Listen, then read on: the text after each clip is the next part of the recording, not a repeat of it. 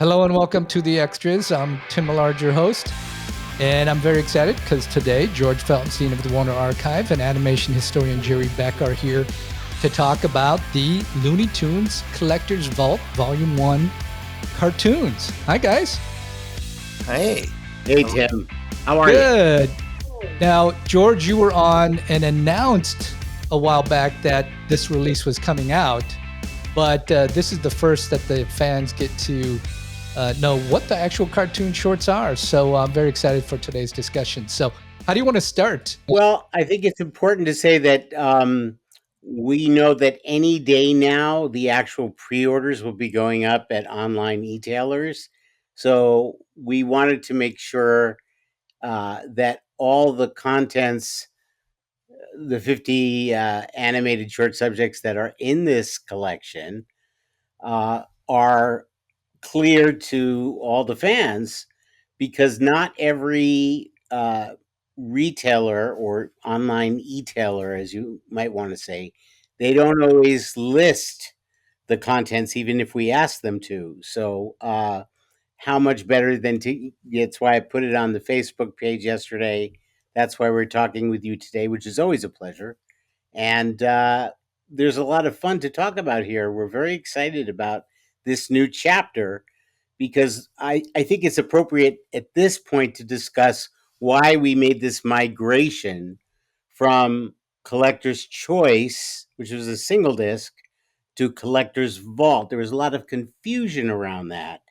And both Jerry and I lamented the fact that while Collector's Choice was working really well, we weren't getting an opportunity to address the hundreds, literally hundreds of great cartoons that were remaining in standard definition in home media. And we wanted to take the opportunity to give those titles the needed quality upgrade, while also continuing to mine the deeper depths of the Looney Tunes and Merry Melodies library. So, hence, 2 discs for basically just a few more dollars. You get twice the amount of cartoons. And I think this is going to be an ongoing series. We are basically planning to start work on volume 2 as we speak. And it should be very rewarding for fans. And that's what Jerry and I have always aspired to in all of our animated endeavors.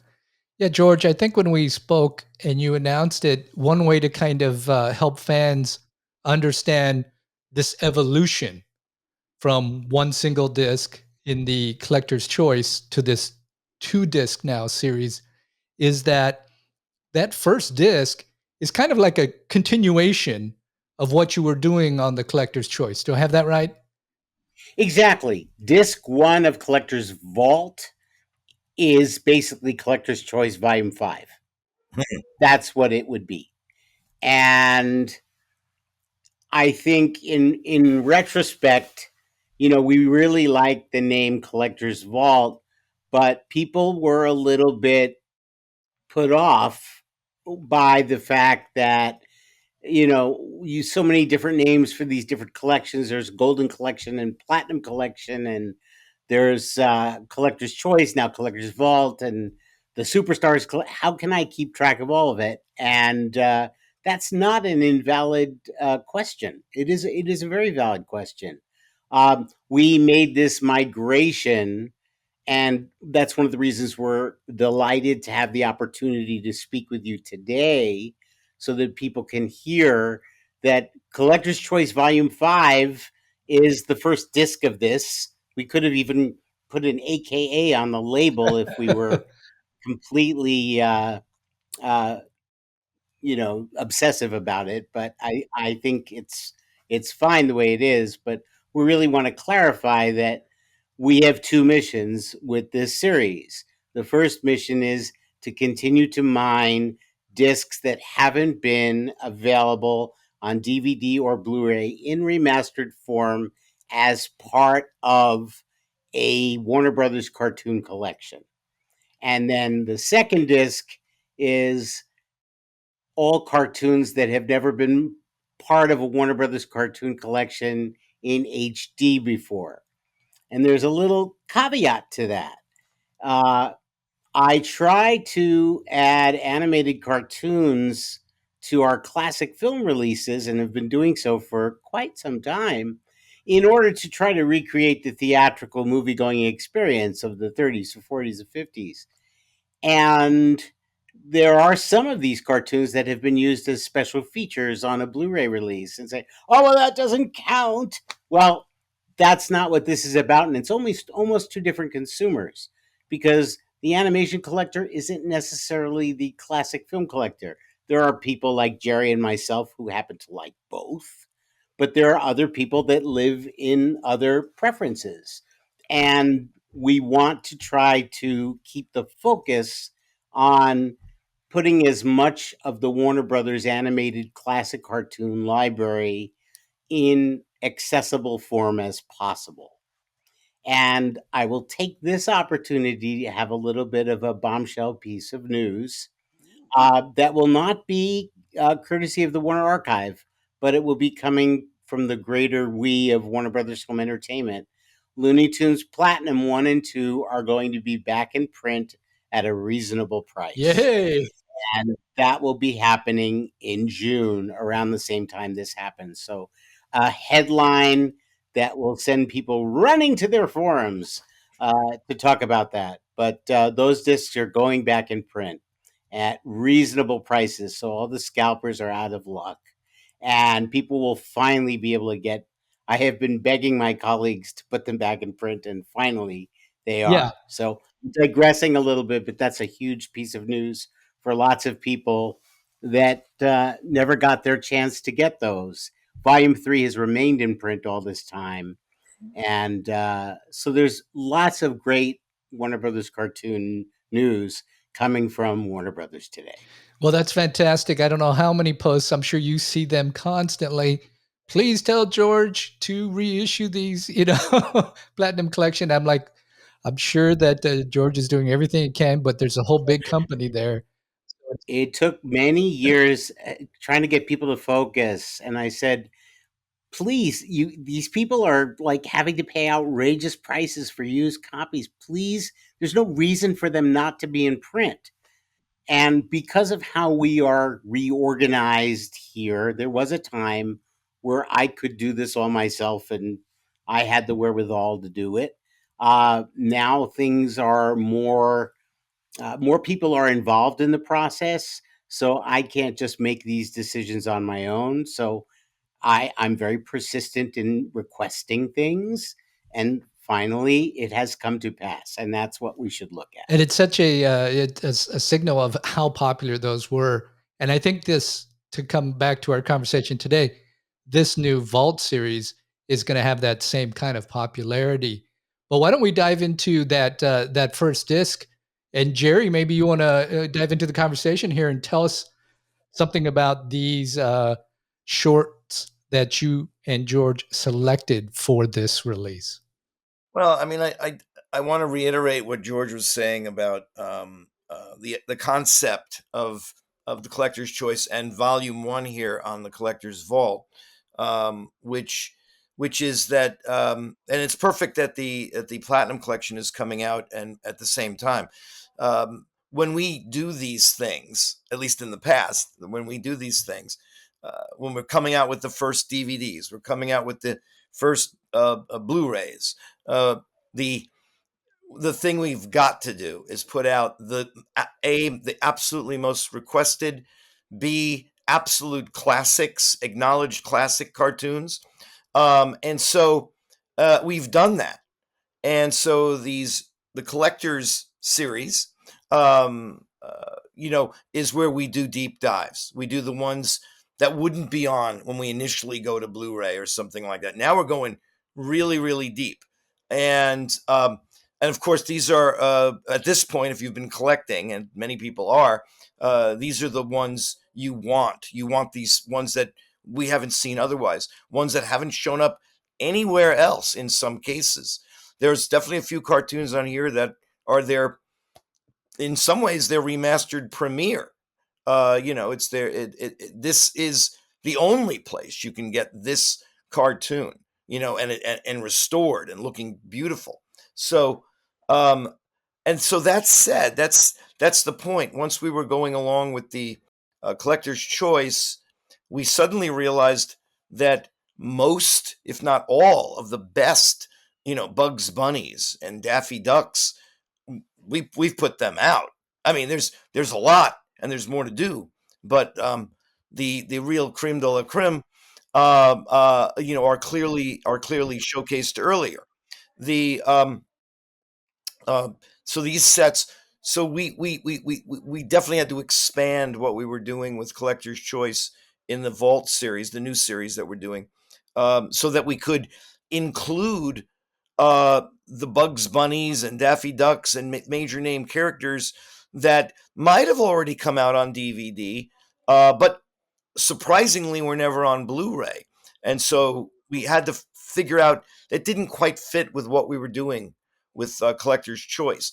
The Vault series opens it up, opens the vault more, so that we can, debut more things at the best possible quality, and so that you could watch them anytime you want. So that's my initial statement. The How do we begin talking about some of these titles? What do you want to do? Well, I think we should first talk about disc one and some of the real crown jewels. I mean, you span from the 1930s to the 1960s, so it's a nice variety of styles, directors, characters. Yes. Well, I mean, we reviewed the set the other day, and I'll be honest, the one that blew me away completely, I mean, really blew me away, is the cartoon with the least color in it. And what do I mean by that? Beauty and the Beast, a 1934, I believe it's 1934 Merry Melody, one of the first in color. I believe it's Cinecolor, It is Cinecolor. and it's kind of blue and red shades, and the restoration on this thing is gorgeous. I mean, I've never seen it like this. When you look at it like this, you feel like you're in 1934. Color cartoons are new, and wow, what a unique thing you're looking at on the screen, not just the film itself. I've seen the film before. It usually looks pretty funky because throughout the years the prints that went to television have faded. Things, oh my gosh, restored on this. It almost looks like a director of today cleverly, intentionally just wanted to use two colors. That's how it looks to me. It looks like an artistic statement. And just for historic background for those who are listening, watching this podcast, Walt Disney had a 3-year exclusive deal with Technicolor on the patent for 3-color Technicolor, starting with Flowers and Trees in 1932, which prevented anybody else from using Technicolor for their cartoons. So when the decision was made to make Merry Melodies in color, Warner Brothers didn't have the opportunity to use the 3-color Technicolor process until 1935. So you have a bunch of cartoons that are quite good, but that are limited to that 2-color process. And I agree with Jerry. When we looked at it yesterday, it was like, wow, I've never seen Cinecolor look this good. Oh yeah, the And coming from the negative makes a big difference. this particular cartoon, I don't have the story behind it.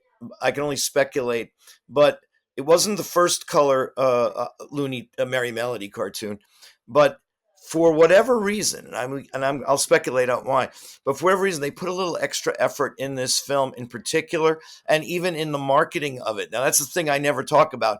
What do you mean the marketing? The marketing of one solo individual cartoon. But if you go online and you look, you'll see that there was two things that are unique that were put out for this cartoon that no other cartoon I can think of has from the Warner Brothers cartoons. And that's they marketed the theme song in it, Beauty and the Beast, the song in it. There's sheet music that's out with the characters from the cartoon. There's very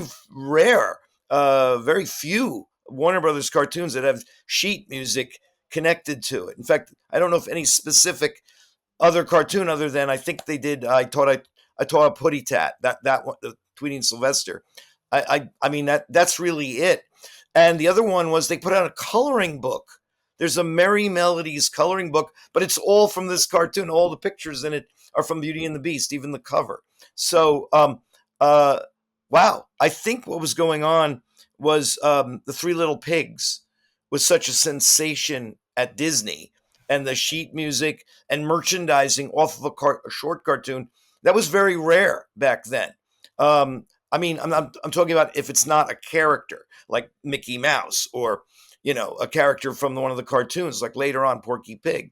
So I think there was a real effort by all the studios to do something like that. This was the Warner Brothers one. I actually know of other examples from the same year from Terry Toons and other studios where they attempted to market a song that was in the cartoon, original to the cartoon. Very rare, very unusual, and now it's been restored, and it's a special cartoon. And people wouldn't know that unless what they heard what Jerry just had to say, because that is not the kind of thing that has been extrapolated upon in the few reference books, including Jerry's own. That's an important little factoid, and Mhm. that's why digging a little deeper into this plethora of 1,000+ cartoons is so exciting. Now you have 25 cartoons on disc one, and the way you listed them on the Facebook page, George, is that the order alphabetical that they'll also be Yes, available on disc? we decided to go alphabetical with volume 2 of Collector's Choice rather than chronological, because it also makes for a better viewing experience. If you're going to hit that play all button, you don't really know what's coming next. And I think that's part of the fun. And if you don't particularly care for a particular character or a particular director, or for whatever reason, if you don't love all of them, you just click and skip to the next cartoon. But it makes it a lot more fun that way. And we got a lot of really positive response to the Collector's Choice Volume 2 for having done that. So we've carried that forward on the first and second discs of this first volume. And I think it's terrific. I really am very pleased we stumbled upon it, because it wasn't Yeah. calculated. It just seemed like a good idea. Yeah, I mean this particular set is just very interesting because there's a lot of cartoons that without characters that were you know uh, carried on, one shots, I guess we'd say. It's got some unusual cartoons that wouldn't have made the sets, the previous ones, because they're not the big directors of note or certain other aspects to them, and I mean, it's beautiful. Actually, it's quite the hodgepodge, but it's beautiful. If you love Warner cartoons, sit back and relax. It's everything is here. Um, I'm looking over the list right now, and I mean, you tell me when. I mean, I can tell you something interesting, probably about each one. I think. Well, I think you should do that. Well, why don't we run down some of them at least? Well, you already mentioned Beauty and the Beast, and that's the second one on disc one, and Yeah. the oldest in this collection, uh, including both discs. So I'm gonna I'm gonna be tempted to skip right to it because of what you just said, Jerry, but I won't. I'm gonna watch Bars and Stripes Forever from 1939. That's the first one, right? Yeah, an interesting miscellaneous cartoon directed by two Ben Hardaway, Ben Hardaway, Cal Al Dalton, Dalton. and it's they didn't do many cartoons. They were actually the substitute for Friz Freeling. That was that period when Freeling went over Went to MGM. to MGM for like a year, and so Hardaway and Dalton cobbled their cartoons together. I think Leon noticed the difference. Again, from my point of view, they're really interesting. The character designs are different. They tackle different subjects that they kind of didn't do. This one's all about prison. It's gags about prison life. I don't know if everybody watching back then was familiar with that life, but the and by the way, the story goes that Schlesinger, after about a year, like basically called Freeling up and was like, "Is there any way I can get you back?" And that was the day that Freeling basically had it at MGM and was wondering what he was going to say to Leon to get his job back, and that's what happened. And by the way, all of that about leaving and getting your job back, that was reflected in a very famous cartoon that we know, cartoon that we love, probably the first one Freeling did when he got back to Warner Brothers. You Ought to Be in Pictures. It's not on this set, but that's the live action animation one that supposedly the story idea on that came from Freeling himself. And so the third cartoon on the set is the first of one of the brand new remasters, a great Tex Avery cartoon, A Day at the Zoo. This one is definitely one I have to tell you that people have reached out to me and said, "What about this one?" And I think that's probably true of most of the Averys that we haven't put out yet.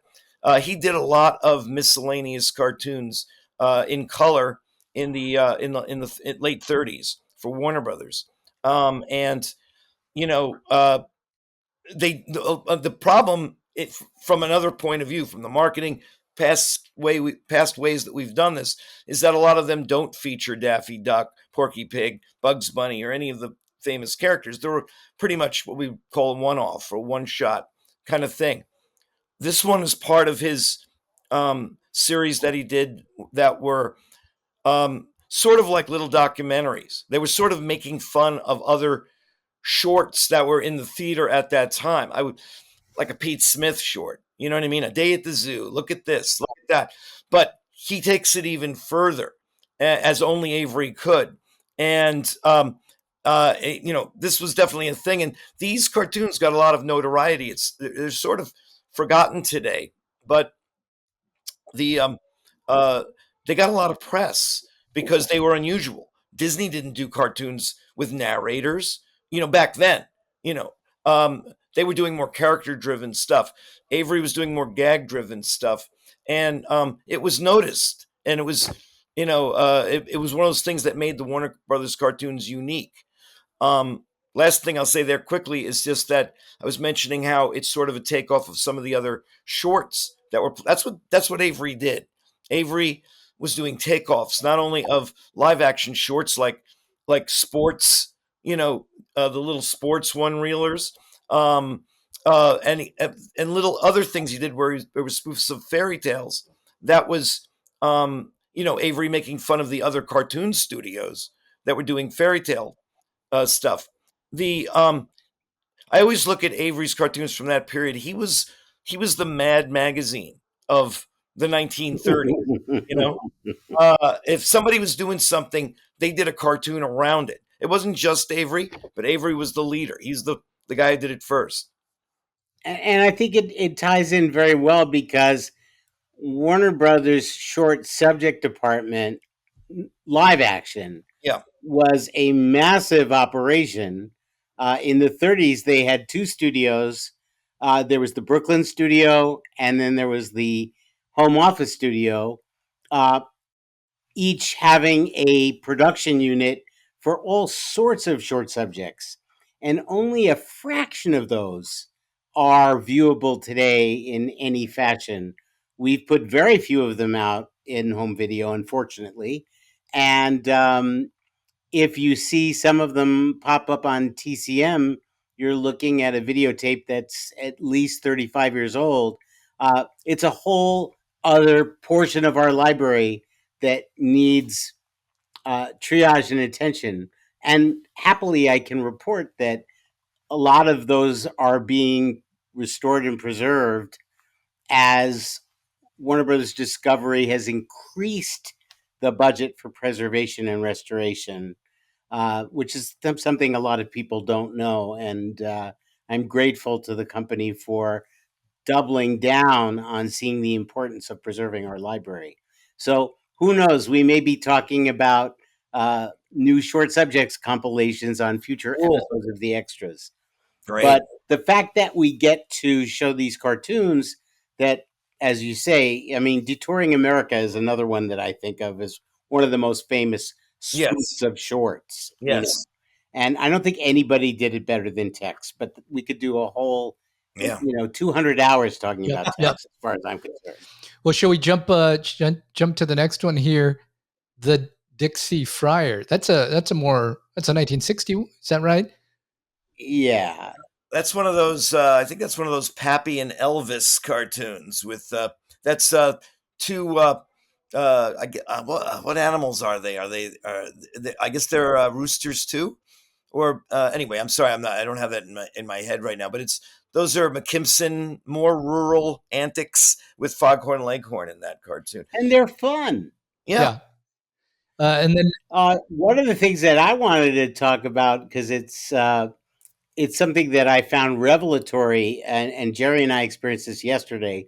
We just got the first the test discs yesterday, and we watched all of them. This is a tradition that Jerry and I have that goes back to the very first. We were doing things way before this, but the first Golden Collection in 2003, when I got the first test DVDs, Oh and yeah. Jerry came over to my house, and he hadn't seen any of the work, and it was I was much more focused on watching his reaction to the restorations, which now I look at and say, "Oh my God, they'd look terrible," because 20 years ago the technology was what it was, but at the time it was revelatory. Oh So yeah. Jerry's reaction level to any of these restorations has always been a personal treat for me to see his reaction when he sees the final product. I So mean, yesterday we were looking at a cartoon that Jerry doesn't particularly care for, yeah. but it changed his opinion now due to the gorgeous restoration. That's Goodnight Elmer, directed by Chuck Jones. Good night, Elmer. Long on my list of not interested because it's essentially a live action short, meaning it's all about Elmer Fudd trying to go to sleep, trying to close his window. There's literally nothing in it, I think, that needed to be animated. It could have been an Edgar Kennedy short. Really, I mean, it's that kind, and the animation is, well, that's the thing. And of course I've only seen it, you know, what I call Channel 5 prints, which are 16 millimeter prints, faded. You know, Purple, scratched up, cue marks. when you see it in color, holy mackerel! I didn't realize. I mean, it's just beautiful, beautiful. The lighting, the color to get the effect of middle of the night. Um, it's really. I mean, it's a treat to watch. I understand why I didn't like it before. It's 100% improved, being remastered. So, good night, Elmer. Uh, good morning, Elmer. For me, and you've said that before, Well, George, Jerry. You've said that before on other Looney Tunes Collector's Choice releases where we talked about them. That when you saw this remaster in HD, it was eye opening to you to see. I mean, people like George and I, and many of my animator friends, we watched growing up on TV, we would watch the same cartoons over and over and over. We studied them. I wrote a book and described every I've seen all of these many, many, many, many times. And then one day I'll go back further, George. One day, I remember that George was involved with transferring 35 millimeter prints for Laserdisc, that's right? right. And just seeing a 35 millimeter transfer Yeah. was jaw dropping, and now if we look back at that, it won't rock your boat, but at the time it was, to me, revelatory. And then George, now with Warner Brothers, going back to the original negatives, where it looks like it was shot yesterday, like it's brand new. I mean, I am so happy. I'm so happy to have lived so long to see this. I think It's that amazing. brings, I mean, that brings we're very fortunate in that I can think of very few. First of all of the Warner Brothers cartoons exist. The commercially released produced cartoons, none of them are lost. Right. Can't say that about certain other characters at certain other studios. Right. They all exist. Almost all of them exist in their original negative as well. There are very few that have source element problems. There are a couple, and some of them we've tackled to the best of our ability. But the fact that, half the library went through 4 or 5 owners before it came back home is a 40-year journey from the time that Jack and the brothers sold the pre 48 cartoons and features, pre 49 features, uh, in 1956. And it wasn't until Time Warner bought Turner in 1996 that finally the Warner Brothers library was reunited. And the fact that all of these original negatives have survived that huge journey between 3 or 4 owners over 40 years and then coming back here for safety, uh, it's really a great blessing. We're very fortunate. And we keep going back to make things better. Technology has improved so much since, Jerry's right. When we were doing when I was working at MGM and we did the Laserdisc releases, there had been 1-inch videotape transfers made off of 35 millimeter Technicolor prints. And we went just nuts because we were used to seeing them from 16 millimeter sources. And meanwhile, a 35 millimeter Technicolor print is going to be soft. It's a very poor choice for an element to work from in mastering, unless that's all you have. But nobody thought you could go back to the original negatives at that point. And it's really only until the last few years where we could deal with original negatives with some form of safety, because in scanning, the film never touches, nothing ever touches the sprocket holes. And there is such care taken in the scanning process. And that's why we are allowed and able to make these scans for preservation, as well as having film backup elements, which is, in my opinion, essential, because uh, to have analog film backup on every cartoon is essential, because you never know what's going to happen in the world of digital. So having something physically as an asset is terribly important to the protection of the film. But the quality of all of these, we went through both discs for most of the day yesterday, and we were just delighted with how great everything looked and how everything sounded. And it was it's something to be really excited about, mostly because we know we are among the fans. We are the fans of these cartoons. We are part of that group. This is what we do for a living, but it just happens to be that we are also the consumers. You know, I don't just in my collection have our library. I go out and buy other things made by other companies that are from other studios, because I'm passionately dedicated to my love of film, and especially classic film. But we know what the consumer wants, and we put these things together and always have. Well, what would we want to see? Yeah. And this has been kind of what has united uh, our work together for many, many years. And we met each other going to 16 millimeter film collector conventions in New Jersey, many, many years ago, before we were in the industry, because that's how we got to see cartoons in those days, aside from on television, was by trying to get 16 millimeter used prints. And we still collect film, although I haven't put film in a projector in over a decade. Right. So I can't say I'm an active collector anymore, but for years, I would love having people over and putting a cartoon in a projector and having people go crazy because there was no other way for people to see the cartoons uh, for a couple of years.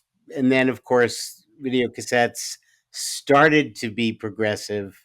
I know we tried to do that at MGMUA with the Cartoon Movie Star series. Warner Home Video, before I worked here, had the Golden Jubilee cassettes, which were terrific because they were put together with a little bit of intelligence and curation.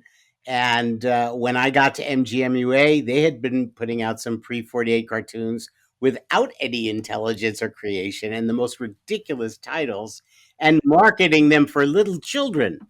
So we needed to clarify that these are animated motion pictures that were made for adults and perfectly appropriate for the children who also happen to be in the theater. And we've always wanted these films to be respected the same way. I'm quoting Jerry here. You need to respect these films the same way you quote respect Gone with the Wind or Singing in the Rain or Casablanca. It's that important. And people have always been demeaning towards classic animation as, oh, it's cartoons, it's for kids. There are people I encounter in day-to-day life who think I'm a little crazy because I love watching classic animation. I'm not crazy. I see the genius that went into the great works. And that's not saying that every classic cartoon or old cartoon is great. There are some that just aren't. We happen to be very fortunate in that the emphasis at Warner Brothers on animation was on both artistic quality, animation quality, and most importantly, humor. Warner Brothers cartoons are funny, and they probably are the funniest. And I'd also put Tex Avery, MGM cartoons, and Tom and Jerry Golden Era cartoons in that group as well. In terms of theatrical animation, I don't think anybody else can touch those in terms of humor. Some other cartoons are really beautiful to look at, but they're not necessarily funny. Well, we've gotten through like 4 cartoons, guys. We're not gonna go through every. We might have to pick up. We can't talk about all 50 No, cartoons, we but can't. But But I mean, I can point out some things maybe. well, why don't That's about. why don't you just look through that list and Jerry or George and pull out a few that you think are worth a couple minutes mention or background. Boy, oh boy. One I want to at least mention is a real oddity, which is Quackadile Tears from 1962, one of the later ones. But it's an oddity because it's the rare return to the director's seat for one cartoon of Arthur Davis, who had directed some great ones in the late 40s, and then became an animator under Friz Freeling. After that, the powers that be at Warner's eliminated that unit. That was like a fourth unit, and then they, the rest of the Warner Brothers cartoons from that point on were McKimson, Jones, and Freeling. But in the early '60s, when Warner's was doing the Bugs Bunny show, the major directors, McKimson, Jones, and Freeling, were on top of it. They had to direct the interstitials. They had to make it be premoed because it was going to be on TV and everyone was going to see it. So during that weird period in the early 60s, a lot of the animators who were not directors got elevated up for one or two cartoons, at that period. What's interesting is that this one was Arthur Davis. He was a director, not only at Warner's, doing some really great, hilarious Daffy Duck cartoons, and the Goofy Gophers, and the Goofy Gophers, which we have on here, which is on this set. Yeah, that's right. And he was also, believe it or not, he was a director, believe it or not, at Columbia Pictures. Like the Little Match Girl, the Color Rhapsodies of that period. He did a lot of those things. That was in his early days. So, plus, it's a great little cartoon with Daffy Duck being the henpecked husband bit in this particular cartoon, and June Foray as his Screw. that Marjorie Main voice that she does for the wife. Anyway, it's good stuff. Well, I want to talk about a cartoon that's on disc 2 that has always been one of my favorites, Hair Conditioned. And this is Bugs Bunny in the department store going against the Great Gildersleeve. Uh, there's the store manager. Sounds very much like the actor Harold Peary, who was on the radio as the Great Gildersleeve. And going so fast, little chum. There's certain lines and catchphrases in these cartoons where people know the line or catchphrase, but they don't know what the cartoon is from, Right. and what line the cartoon is from. And I think that this is a cartoon that everybody knows. Once they see it, they'll recognize it. The way Warner Brothers was able to make verbal puns over the use of the word hair in the titles is second to none, I think. And so many of my favorite Buzz cartoons have hair in the title, water, water every hair. That's not on this set, but I mean, I can think of so many of them, but that's one that I really, really love. And we also have Birth of a Notion with Daffy, which has always been one of my favorite cartoons. And the fact that these have not been on Blu-ray before Right. is shocking. Right. It's what you got on disc 2 says the story, because there are a lot of classics on disc 2, classics that are either standalone or they feature major characters. And if we were continuing the collector's choice set, we would not be putting these out on Blu-ray, at least not right now. It wouldn't have happened. This format change allows us to get Porky's Duck Hunt, Horton Hatches the Egg, on and on and on. Great classic Looney Tunes on this particular disc, and very happy to have these on Blu-ray finally. Yes, and it's been a long time coming, because if you think about the space between the last release of Platinum, which I believe was over 10 years ago, there was basically 10 years where there were no Warner Brothers cartoons getting remastered and coming out in high definition on Blu-ray. We weren't allowed to touch Looney Tunes or other bigger franchises within Warner Archive. And as Warner Archive has grown, and we just dipped our toe in the water a little bit with 4K releases. We'll only be doing 3 or 4 a year because they're very expensive, but the ones we do are very notable. I hope will continue to be.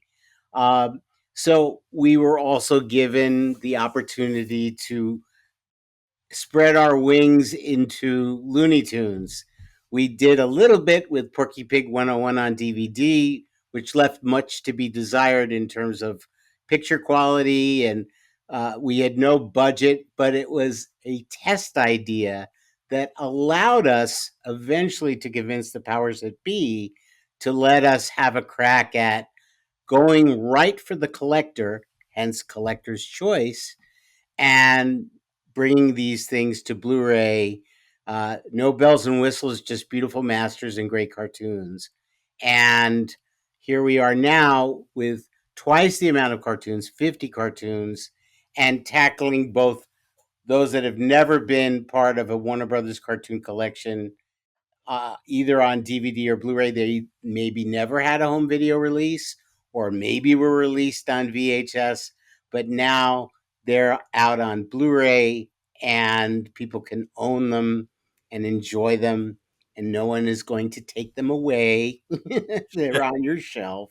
And then the second disc is, as I've said before, they're cartoons that may have been available in other formats, but this is the first time they're part of a Warner Brothers cartoon compilation in high definition, looking and sounding terrific and being oh so entertaining, which is really the most important thing of all. I was going to ask you about this disc too, just a couple of questions that may or may not pertain to others, but I just was curious, when you knew that you were going to do disc 2, and you were looking at it. I'm assuming there's quite a large number that you could choose from. Did you kind of put this first compilation together, trying to get various different characters? So you had some of Pepe Le Pew and some of Bugs, and did you try to do The it that the way? key thing is characters, Yeah, clearly, on the second disc. In fact, I think the only one shot on there might be Horton, and he's a character, the famous Dr. Seuss character. But, most of these, I know for me, I wanted to make sure there was some Speedy, right. and some Peppy, in particular, and of course Bugs, and of course the other, Daffy, all the. But I wanted to make sure that um, uh, we still have fans out there who think that there's some oppression to those characters, and there isn't. That And this there never has been. right, like there's all this talk about you know Rumors, but it's not called facts. right, and so I wanted to make sure that we got some of those on there, and anyway, that really was the point. Was does this show off? Are these really important cartoons for these characters that haven't been on Blu-ray yet? Yes, is the answer. So you know that in a way, disc two was a bit easier. There's so many good ones. I knew that whatever was on disc one, disc one, we're doing, like I say, deep, deep, deep dives. And, there's people who may not care for some of that. They want Bugs Bunny, they want Daffy Duck, and we may not have those on those deep dives. So this is a better package, you know. And given the kind of business that Warner Archive is, where we're a little bit focused as a niche, there's Warner Brothers Home Entertainment, formerly known as Warner Home Video, which when there were stores that carried discs in store, which is a rarity nowadays. But that's what they were focused on, was hundreds of thousands of units. The numbers of units we sold on the Golden collections initially are mind-boggling now, as the business has changed and morphed. But we started Warner Archive as an alternative with disc DVDs made on demand, and now we're primarily a Blu-ray label that's even dipped its toe into the 4K water. Um, we're really going for quality over quantity, and trying to get deeper into the library, because even on the feature film side, it's staggering how many important films that we own that have only been available on DVD, and some of them haven't even been released on home video, and they're important films.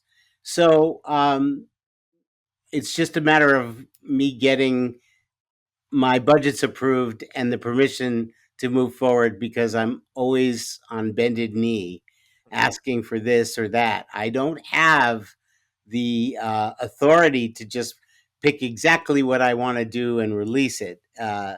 That is not the way we are structured. I have to make a good business case for everything we do. And that's why fan support is so important. It's virtually a guarantee that there will be a volume two of Collector's Vault before the end of the year. If people don't support volume one, they may pull that support. But I'm confident we're giving consumers what they want at a great value proposition, and that this will be beneficial to the people that buy the discs, and ultimately beneficial to the shareholders of this company who are looking for profitability. And that is my job, is to do both of those things. Get the films to the people that want them, and get the profits to the company that needs them. End of story. Right. Right. Well, I'm sure that people are going to come out and support this. I'm very, very confident. And looking at the list, I know people are gonna have their favorites, of course, that they're very, very happy to see. And there's going to be so many on here that are just, eye-opening new revelations to so many people. So that's a lot of fun. I love the collector's choice volumes, and I'm expecting to love the vault ones even more because the aggregating, right, that you're doing of the ones that were on this film or that film. Now, people were always asking that, where can I find that film? Which film is it with? But now it's going to be easier with this vault to find them on these discs too, there in HD. So, was there anything else we needed to cover, guys? Well, I think we want to address an elephant in the room, and that is that in putting this set together, as we're all doing a lot of other things and dealing with one set, planning another, and so forth and so on, we goofed. Yeah. We put a cartoon on Collector's Vault Disc 1 that we actually had the same cartoon, Double or Mutton, on Collector's Choice Volume 4. And by the time we discovered this, whoops, the discs were finalized and done. The menus were done. Everything is done. We can't change it. So, folks, we made a mistake. We apologize. And we're going to make it up by having 26 cartoons that have never been before part of a Warner Brothers cartoon collection in DVD or Blu-ray in remastered form. So disc 1 of Collector's Vault, volume 2, if it happens, as we believe it will, we'll have 26 cartoons to make up for our programming error, for which we are deeply apologetic. But we are human. So mistakes happen. Yeah, and we try to correct them. And I was thinking about it, George. We were talking about how this disc 1 is kind of like disc 5, of the choice. And I could see where on your listing of when you were doing this for disc 4, that sometimes, because it's disc 5, it just also got put on this. Not to mention the fact that we're working on so many different animation projects right now.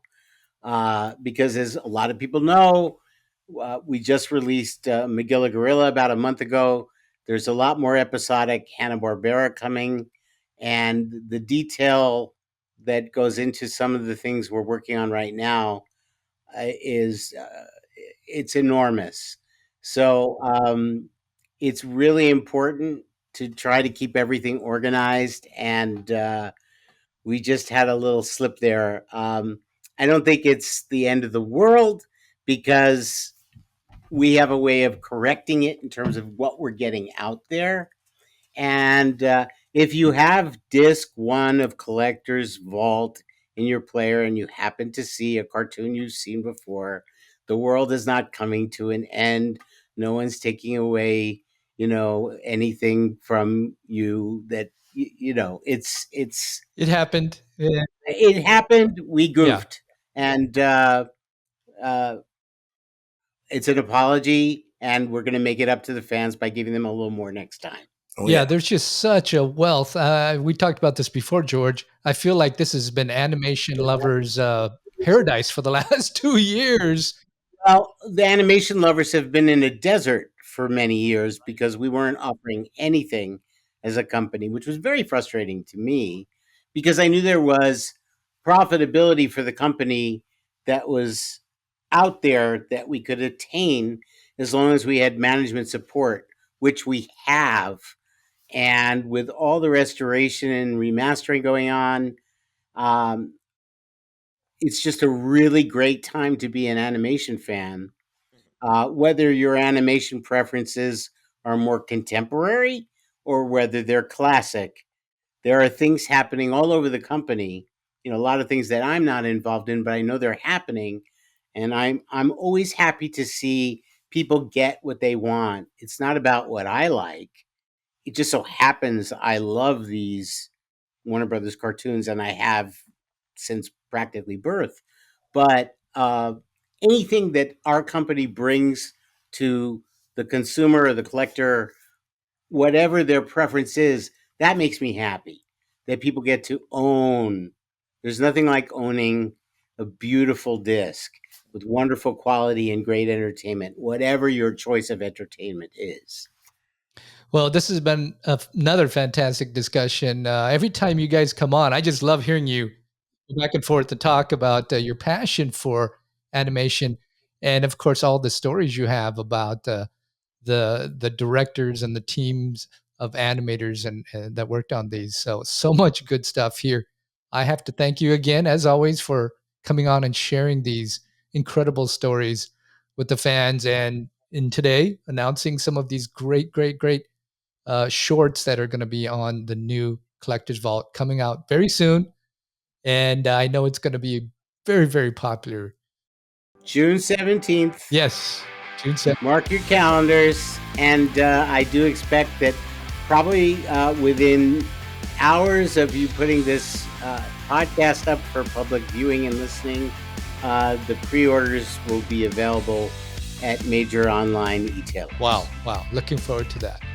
Well, thanks again, guys. Thank you, Tim. Thanks, Tim.